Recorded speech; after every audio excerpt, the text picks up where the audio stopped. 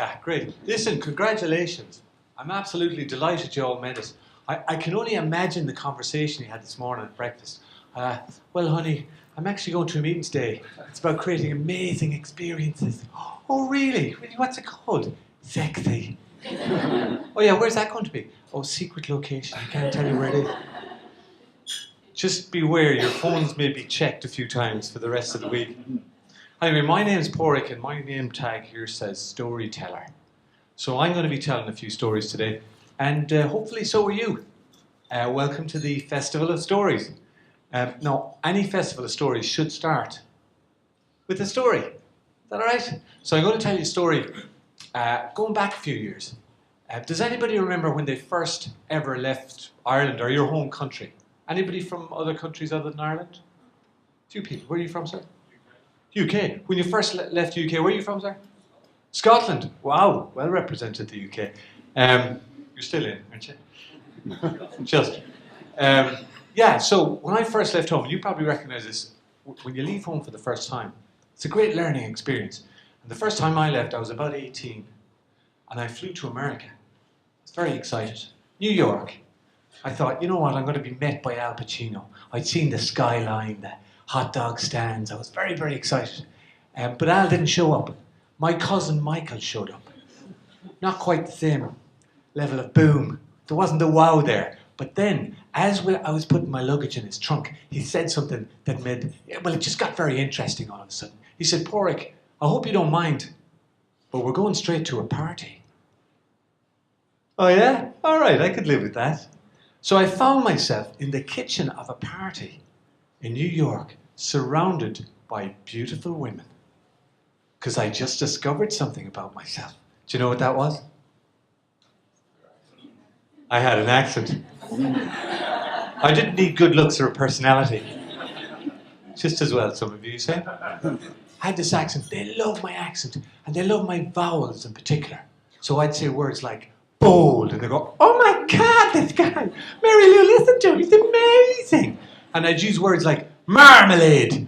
Oh, they love that word because it had lots of vowels, and it was a whole new word because they call it jelly. So they were I'd only use that if I really fancied her. So anyway, this is how the day was going, how the party was going, and I was having a great time. And then all of a sudden, the guy that owned the house walked into the kitchen, and he said, hey, Irish! Because they're very clever in their naming protocols over there. They couldn't deal with Padraig. He goes, hey, Irish, you want a cold beer? I'm like, yeah, I'll have a cold beer. I'll just get you one from the refrigerator. And then he turned, but then he stopped and he turned back and he said, hey, Irish, you guys got refrigerators in Ireland? And I was expecting a little smile, maybe a little glint in the eye. Nothing. So a little voice in the back of my mind went, let's see where this goes. So I said, refrigerator? He said, yeah, dude, you know, keeps your beers cold, preserves your food. What? You mean you don't have to bury it in the garden? To which he went, dude, this is going to mess your head up. And then he walked me across the kitchen to show me a fridge. Now, it was America. It was an amazing fridge. It was like double doors, floor to ceiling. It was like he bought a fridge, built a house around it. It was incredible. And he opened up this fridge and he started to go, look, dude, this is where I put the eggs. No, that's very clever. Yeah, dude, and look, the beers, it's where I keep my food. Hey, and look at this. And he opened the freezer and he reached in and he pulled out a chicken. He said, look at that. I said, it's a frozen chicken. He said, yeah, dude, but what you don't know is that was fresh when I put it in. No. Jeez, how does it do that? It's like magic. And then I noticed there was a bottle of vodka in the fridge. I said, hey, in the freezer. I said, hey, look, it didn't freeze the vodka. He said, no, dude, it doesn't freeze vodka. And I said, what? You've invented a machine that will freeze a chicken and won't freeze vodka. I heard you put a man on the moon, but this stuff's amazing. He's like, yeah, he's getting pretty proud of himself. And this went on for as long, well, about 10 minutes. And that's a long time to be asking dumb questions. Well, for some of us. Can't quite easy, really. But it was around the time I said, could it freeze a polar bear? He went, dude, what you want to freeze a polar bear for? Because they're difficult to freeze. And he went, are you messing with me? I said, yes, we have refrigerators. And would you believe That guy went on to be president of the United States of America. No, he didn't. He was too clever. So that's a coming of age story. And I want to tell you that story because I enjoy telling it. And also I want to highlight to you what a good story is, because we need some good stories today. I'm going to tell you in a little bit what a good story is. First, I'm going to tell you why are we even talking about story. So you're all here for customer experience. Is that correct? Everybody nodding. A few people going, what is that? I didn't know it was that. You're in the right place. Customer experience. So there's a couple of things around customer experience that make story very relevant. Firstly, experience can only be explained with a story. We can do all the stats we like, but to a customer, it's a story. And a story has an amazing ability to communicate information that we can't glean from a report. So, my Scottish friend, what's your name? Grant. Grant, have you ever done any improvisation? Okay, you're about to. Just a very little short improvised scene to demonstrate to the beautiful people here the power of story. Okay, we're going to have a quick dialogue. Grant, just go with the flow. Right. Grant, the dishes were in the sink this morning. Again. That's all you can say. Okay. It's early. It's 9:30. Am I sure? Where have you been, Grando?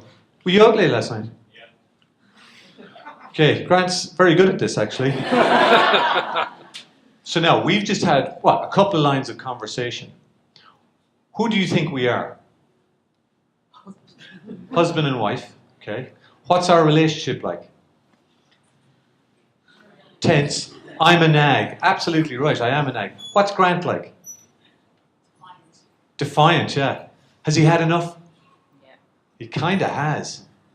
Okay, now, we could go on like this. There's a powerful amount of information you glean from 3 or 4 sentences. Only a story can communicate context, emotion, relationship like that. So today we're going to focus a lot on stories because we want to capture that information. The other thing I'm going to tell you about stories is all stories are about change.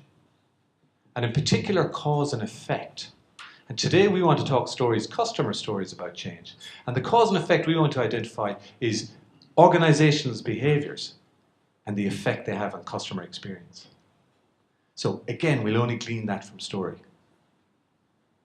The other thing is you have a measure in customer services, the, what do we call it, CPR? CS? What is it? Net Promoter Score, that's the one, couldn't think of it. The Net Promoter Score, which is effectively, what is that? The likelihood of recommending, is that correct? When a customer recommends, they don't go, oh, I highly recommend ABC. What they do is they tell a story. So you are in the story business. You're in the business of creating stories for your customers about how wonderful you are, hopefully. So story is highly relevant, and it's going to give us a lot of information today. Are you up for sharing some stories today? Yeah. Come on, are you up for sharing some stories today? Yeah. But Grant, it's like, what are we going to do with these people? Huh? Get them to wash the dishes, yeah.